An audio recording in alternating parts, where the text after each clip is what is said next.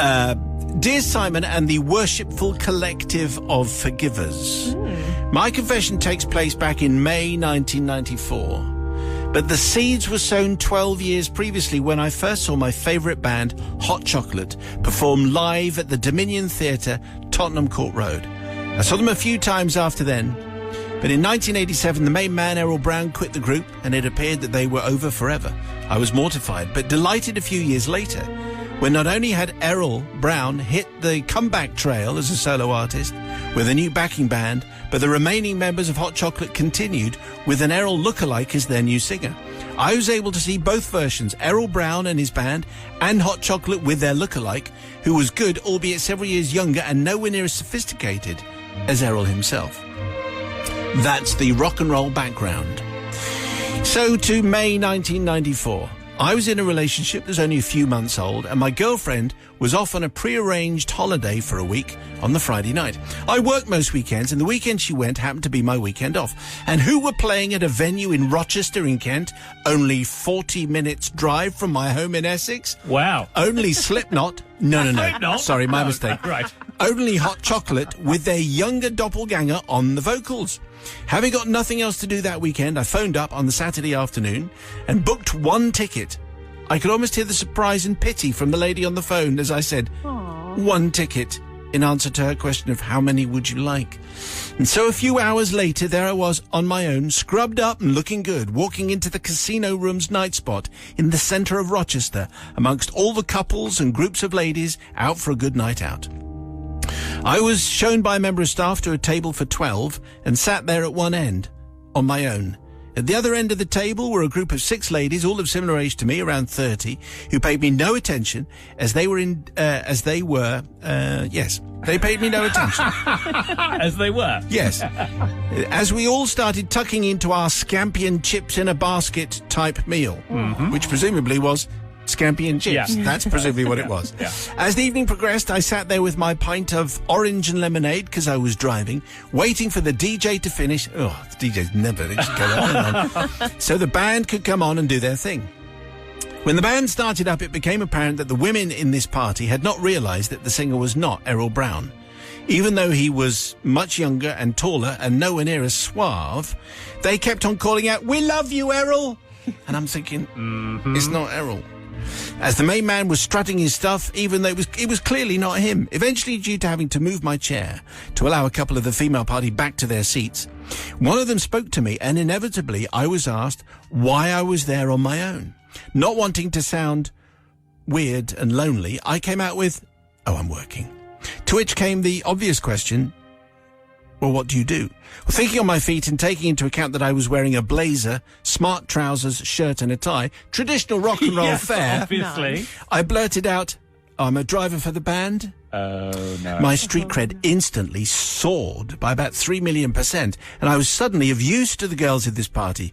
Could you arrange it so that after the show we could meet them, especially Errol? This was the question that was put to me by one of them, who I recall was named Siobhan. Thinking even more on my feet, I replied very calmly, "Oh, well, I'll see what I can do. Shouldn't be a problem. Just leave it with me." I may have sounded calm, but was panicking inside that I would be rumbled as being a sad and lonely individual. The band was still playing at this point, and I was being bombarded with questions about them, and of course Errol Brown, who wasn't even there.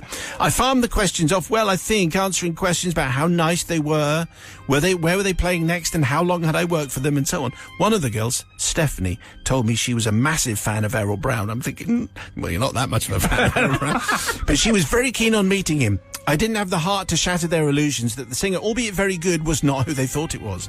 Eventually, Hot Chocolate finished their set, and I told the girls, "Hold tight, I'm going to go to the dressing room and check it's okay with Errol and the boys for them to meet them afterwards, and they can come back and get all the autographs."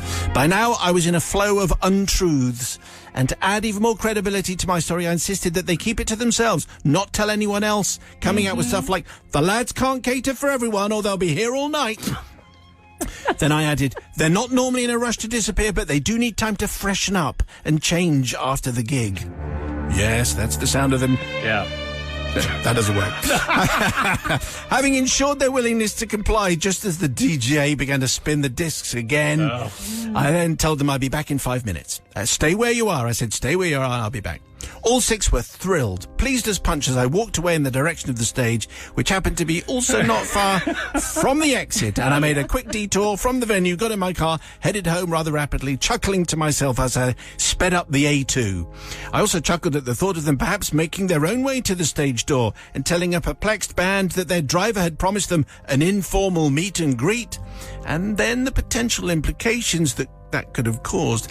In time, though, I felt a bit mean, especially as I had met Errol Brown a couple of years previously, one of his solo gigs, and he was a true gent, a lovely, humble man who, of course, sadly passed away in 2015. But I beg forgiveness, Father Simon, for not only leading the ladies on to thinking that they were going to get to meet their musical heroes. In addition, I should also beg forgiveness from all those who worked with Hot Chocolate, who remain my favourite artist to this day, for my deceit, which probably led to half a dozen ladies from Kent into thinking they were let down by them and their lying staff all those years ago, where in fact it wasn't the staff who were lying, it was me, Brother Louie, who sent in today's tale. I think the new singer of Hot Chocolate is Kenny Simon, but anyway, so presumably that's who Brother Louie is talking about. Sister Susie is a voice of responsibility in these matters. Well, Brother Louie, do you know what? I feel like, one, you should be confident in going somewhere on your own, because it's okay to go somewhere on your own. Just own it. Don't feel sad. In your blazer and your smart trousers. You're dressed up. That's fine. Do you know what? I'm actually feeling in a forgiving mood, because I think